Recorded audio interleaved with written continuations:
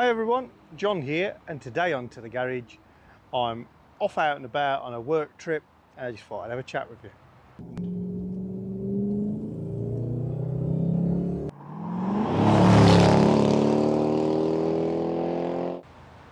Co-branded today, which means been working, now off the clock. And taken Purdy because it's a nice day. I've broken my trip at Brown Hills Motorhomes, enormous motor caravan centre near Newark, and I've just taken the opportunity to have a wander around, use the ablutions and check out the panel van, see if I can see anything as nice as Jazzy. And the answer is no. I think I've just become accustomed to the layouts and the furnishings in the IH, to the extent I look in most of the vans and think they look a little bit sterile. It's not to everybody's taste, I know. It's more colourful, plush and homely, I would say, in an IH than your average Swift or Adria, where they tend to go for a more modern look, where it tends to be grey or very pale beiges and not so much in the way of colours or patterns. I must say Purdy's looking very lovely. Recently I've just been wiping her over with Demon Shine rather than doing any waxing or anything, and it's good stuff. It keeps her looking pretty without too much effort. Though I think it's time for a reproof and restore on the hood. It's not that it's letting water in or anything, but all these watermarks that are starting to appear and looking a bit dirty, suggesting it's not shedding as well as it used to. Loving my reversing camera, loving my Carpuride head unit, and I've been testing out Sygic, SYGIC, as an app. I've bought and paid for a license for it, so it's not anything promotional. As an alternate sat nav app, has lots of advantages in, but it includes the height, weight, all that sort of good stuff for motorhomes. But I just like the graphic and the way it works, so I'm trying it out in Purdy as well, getting on really well with that. I've had a great number of entries put in for the photo competition. So just to remind everybody, if you would like to enter a photograph of your car, as long as it's an X100, XK8, XKR, and you've got a portrait style, i.e. slightly wider than it is tall, photograph of your car that you'd like to enter into our For Fun photo competition, then please send it to john@tothegarage.co.uk before midnight on the 31st of July. Subscribers have been sending me in loads of photos of the projects they've been doing on their cars lately, and I'm putting together a little collection so that I can make a video off the back of those. So regular names you probably recognise, like Gary Van Remortel. He's been recolouring the interior levers on his car. He's not changed the colour, he's just adding colour to them, and he's got some great images. He's done a really smashing job, as you would expect. So we'll be sharing them very soon. Udo Bress has been doing a fully integrated Carpuride smart screen install on his car, actually building the screen into the dash. Got some great images of that coming up. And I've had several subscribers kind enough to send in pictures of their jigs and ideas for removing bottom ball joints from the front suspension of our cars. I've been threatening to do that for a long time. I'm still suffering a little bit with a bad back, so I'm not going to be raunching around under the car and working my press in the next week or so, but I am still planning to do it. I will be taking some tips from our subscribers, but I'll be showing you my take on how to remove those. If you've got a press and you're a little bit handy, I think I've come up with a solution that means it's pretty foolproof to swap your ball joints yourself rather than have to buy bottom arms. And on this trip is the first time I actually heard my ball joints complaining just a little bit over some really rough road. I know that all the other parts of the suspension are new, So it's only really the ball joints that are left, and there was a knack on certain surfaces, so that they've gone now. I've decided to put the top down properly for the remainder of my journey. I've done the first 60 miles of my journey with the top off, but no tonneau in place, and I have been driving quite spiritedly, and the headlining really flaps around in your rear view mirror. And the reason we have tonneaus on these is to keep that headlining both clean and stop it from stretching and getting too out of shape. Open the boot with the key. Always good practice. Keep that lock moving.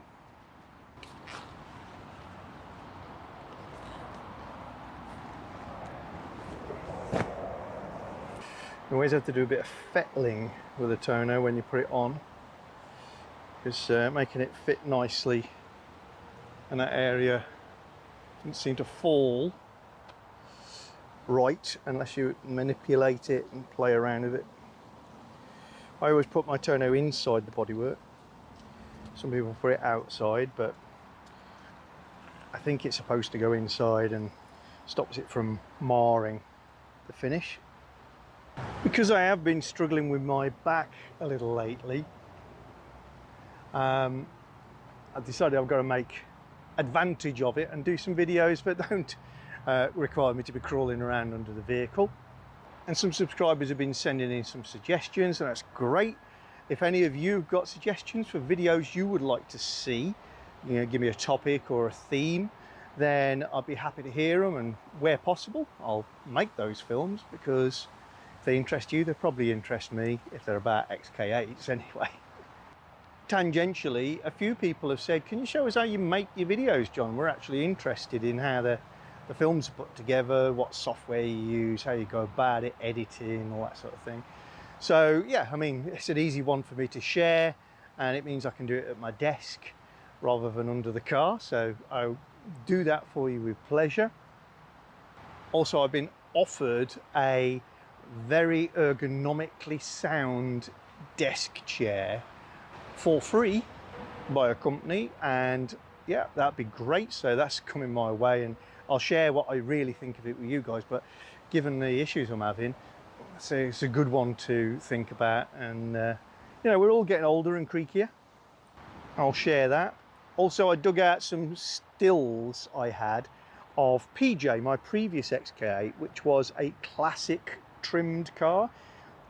Purdy, this one, is a sport trimmed car, and I think I'd like to replicate the photographs to show the differences in the trim and spec and compare and contrast. Neither one is better or worse, but they are very different, and I'll do a little film on those differences. So back in the car, ready to set off again. I know it's a super modern device in a classically styled interior, but A, I can just unclip it and it's gone, and B, I think it actually blends in. I think it may have a lot to do with the fact I have such a dark dashboard, and this is dark, and it just disappears after a few seconds in terms of my own psyche. Absolutely loving the thing. Unfortunately, I won't be at the show that's on at Gaydon this coming Sunday. I had planned to be, but A, I would have to make it a day trip, and B, because of my bad back, although the Jag does not really seem to hurt me, walking ironically does, and I know I'll stand up and walk for miles during a day like that. It's just an unnecessary strain to put myself under when I don't need to. Plus it would end up, you know, 5.5 hours driving in a particular day that I don't have to do. So I'm going to be a bit gentle on myself and say I won't see you this time, guys, if any of you are there, but please enjoy and send us pictures of how the show goes. After all these years, I still get lots of questions about my Adamesh Stage 2 exhaust system. Is it intrusive? Is it too aggressive? Am I going to sound like a boy racer? All the rest of it.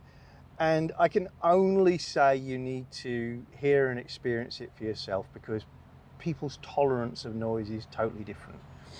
The engine's running, It's rumbly, it's quiet. When I'm cruising down the road, it's reasonably quiet. If I blip the throttle, the microphone's here by my head in the car. You know, it's there. You can hear it bark, but it's not over the top. When we're pulling hard, there is a good noise. I don't mind it at all. Does it drone, bodywork boom type on my car? Absolutely not. But at certain revs, obviously, you're getting this continuous note which you couldn't hear before. I don't find it intrusive at all. Others might do. So, yeah, find somebody close to you who's got a car with an Adamesh stage 1 and 2 or very similar, and go see if you can take a listen or even a ride around the block with somebody. I've been driving in a spirited fashion along some dual carriageways, mainly B roads, and in and out of a couple of cities for the last, I would say, 3 hours. And yeah, 26.9 mpg. The engine's been idling for a little while, so high 20s, 30 to the gallon, no problem if you were trying. Still achieving that. Loving life. And unusually for the UK, it's quite nice. It's 25 degrees C. I'm going to get going. And again, just for those interested in the sound, it's not going to sound the same on microphone, but still got my mic on my chest. The roof is down, and I will take you for the opening part of my journey, so you can hear how it sounds from the cockpit. I won't be being gentle. Equally, I won't be driving like a hooligan. So I'll just switch you guys around so you can work out what I'm driving on. Give you a better impression. I'm in sport mode just because generally I prefer the gears where it selects slightly higher revving.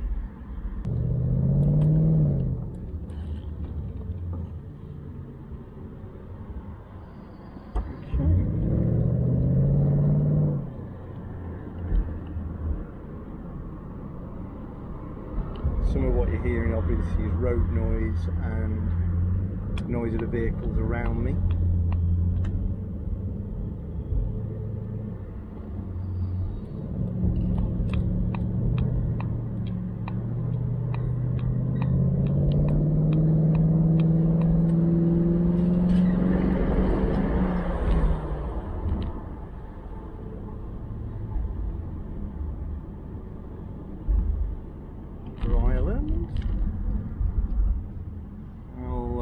Kick off from this one a bit harder.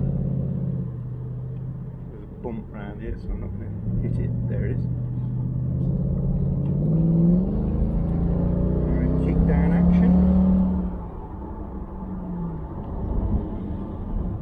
Braking reasonably hard into another island.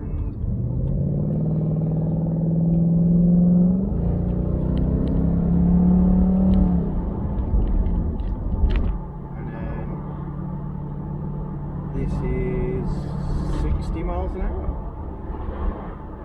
Right, not quite. Trucks in the UK are the size of the one in front are limited to 57, actual 57.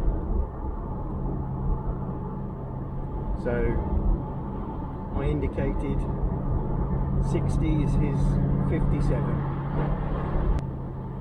So it gives you some impression of the sound level. So you've got probably a lot of wind noise. There's a dead cat or muff on my microphone. She's there to cut out a little bit of wind noise, but I would suggest to you most of what you can hear is just the hiss.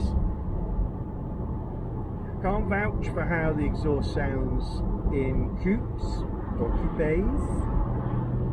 There's quite a few of the mainstream YouTube car reviewy channels doing things on XK8s of late, which I think is probably a mark of respect for vehicles coming of age, or just people have just not recognised them until recently as an affordable classic.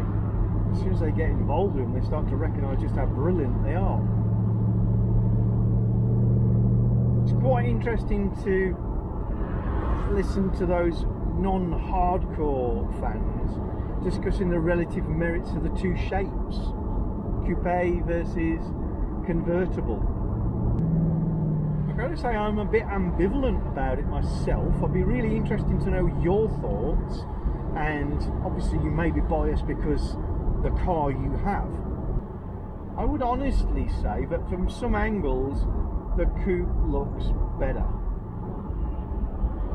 There are more curves to admire on the roof line, and the flow into the rear haunches. I think the rear window treatment is excellent.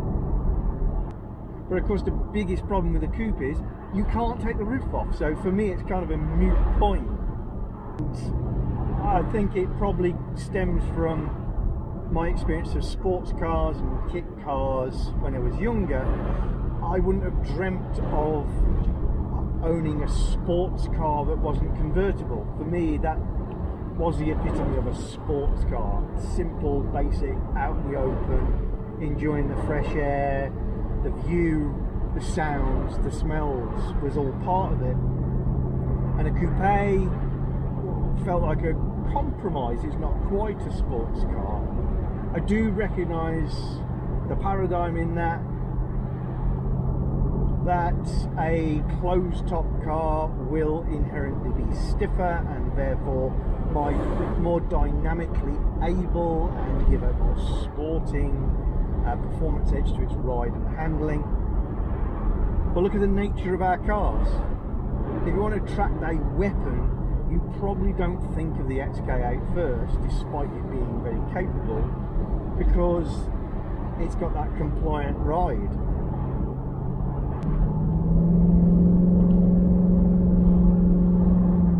Convertibles are more expensive, convertibles are heavier, convertibles have a whole load of extra things to go wrong, convertibles have a smaller back seat, as if that really matters.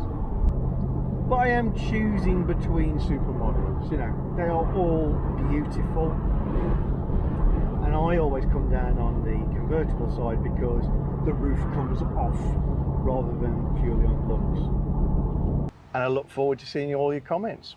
As I said, please get your photos in for the photo competition, and if you've got suggestions for films, particularly if they don't involve me crawling around or working too hard, then yeah, send them in and see what I can do. See ya. If you just go to Amazon/shop/to-the-garage, and I'll put that link in the description below so that you can just click on it. It takes you to a to-the-garage area of Amazon that is categorized into hand tools, power tools, gadgets and gizmos, things specifically the XK8, etc. that I've bought from Amazon over the years, so that you can follow the same links and have a look, see how much those cost at the moment.